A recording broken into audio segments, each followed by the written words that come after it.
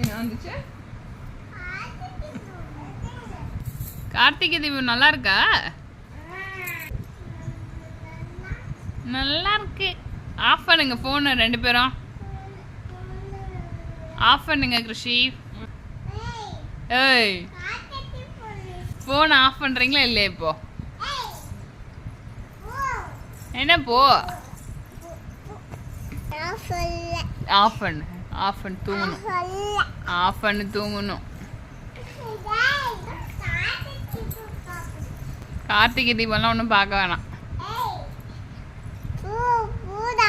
போடா.